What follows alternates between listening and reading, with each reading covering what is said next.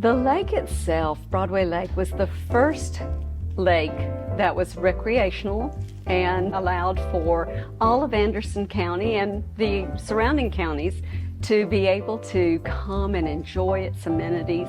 It was a WPA lake built in the late 1930s, and for that it opened in 1940, right before the war.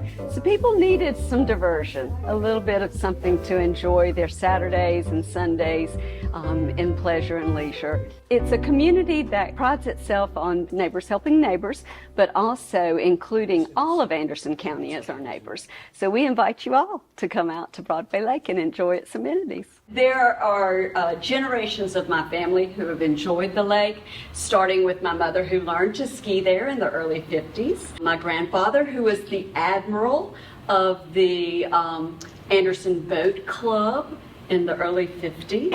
My uncles, who drove hydroplanes in front of Muldrow Park in competitions that were held there, to my father-in-law, who built one of the first permanent houses on Broadway Lake in 1961, went into the Army, so his parents took over that house, and so my husband grew up, even though they lived all over the country, coming to Broadway Lake. He learned to ski there. We taught our children how to ski there and enjoy other water sports.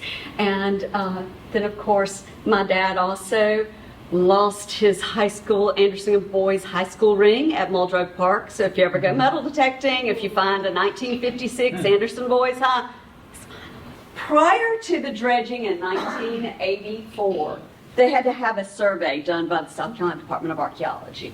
And in that survey, they located along the lake 8 areas that they say have very, very important significance as Native American sites.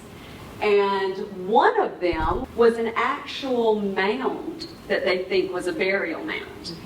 Other areas in through here, you could see evidence of manufacture of shards, and you can find full-fledged what are called bird points. We call them arrowheads, but they're supposed to be bird points. That those were areas for the hunting grounds of the Cherokee Indians, or the peoples before the Cherokee Indians, because they've been here. So it has definitely been settled for a long time. There is a cemetery up on a knoll on Barrett Circle, and it has the remains of a Revolutionary War heroine named Mary Smith. The DAR had made it so that any person who was interested in the Revolutionary War time period could come and actually access that gravesite. It's written into the deed. So you can go and you can see it. There are 2 existing stones. One is of Mary Smith, and it literally says that she was buried in like 1829, and that she was 92 years old when she died, and that it says, a heroine of the Revolutionary War. Now, what did Mary Smith do?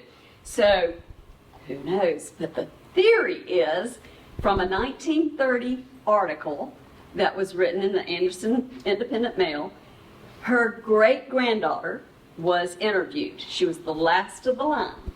And supposedly Mary came from Ireland with her 2 young sons, and on the way her husband died and was buried at sea. They were coming to join the Moore family, who had already settled in the Piedmont region. This is prior to the Revolutionary War. Weren't supposed to be up here because this was Cherokee land, but they had already settled on that side of the lake, because you can still see on this 1877 map the Moore family homestead. And on the opposite side of the creek, which now is Broadway Lake, the Smiths had their plantation there. And so the 2 Moore boys joined the Patriots, and they were stationed all over South Carolina, North Carolina. All those places ended up in 96. And Mrs. Moore wanted to send supplies, but she was older. So Mary Smith felt like that she was indebted to this patron that had helped her get settled.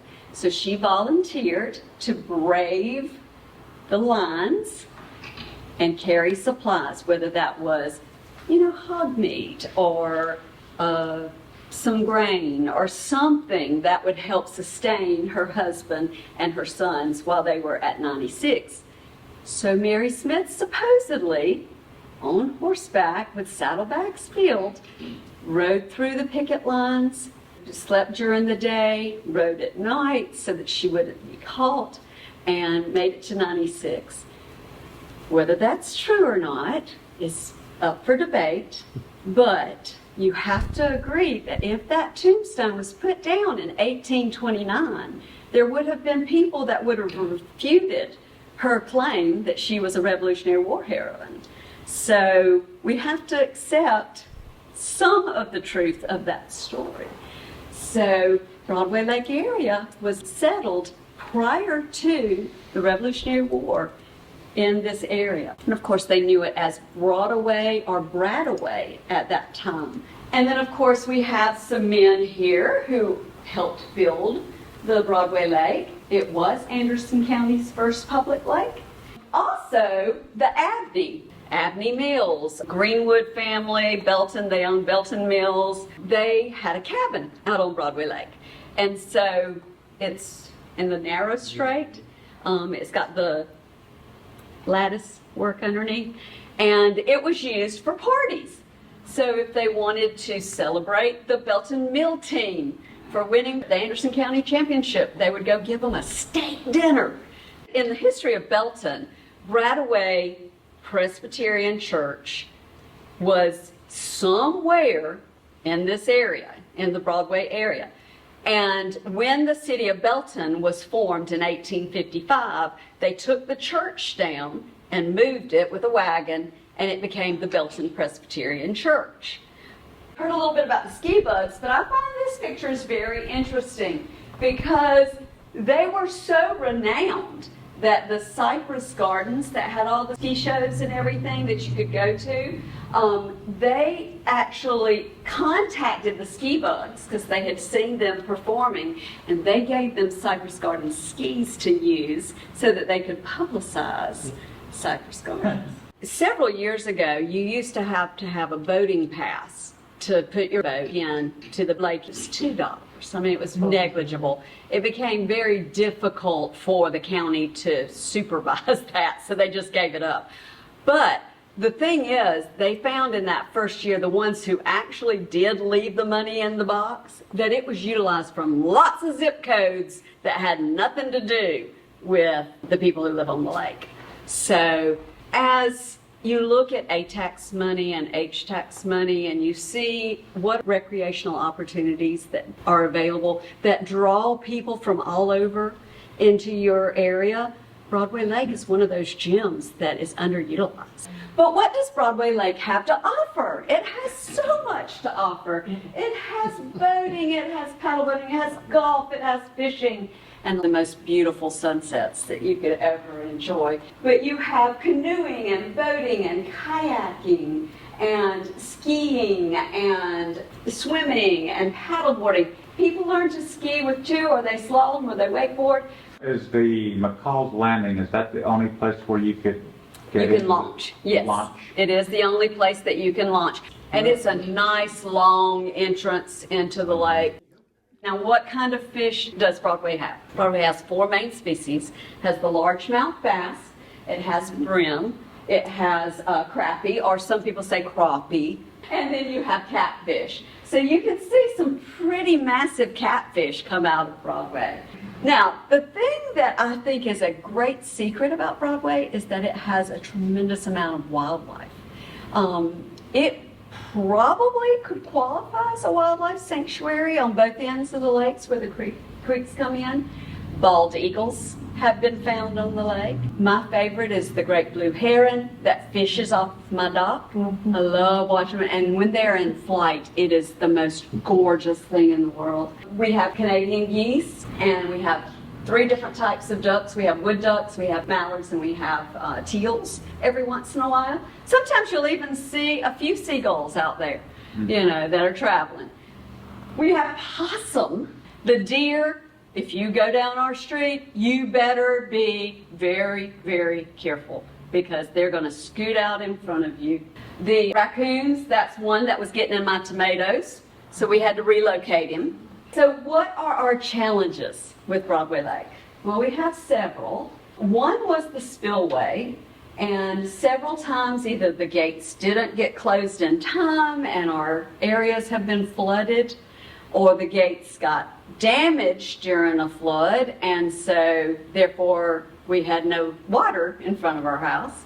They got damaged so badly that in 2015 they had to let the lake down for a long period of time, an entire summer, and it took until 2017 to get them repaired. It's sort of okay right now, but the DOT keeps looking at the bridge that goes over it because it's so narrow. The school buses have to turn around instead of going across. But if you ever let a truck go across, which it did in 2019, and got stuck, it's not good. Another challenge is the silting on both ends has advanced so much that the lake levels are not what they should be.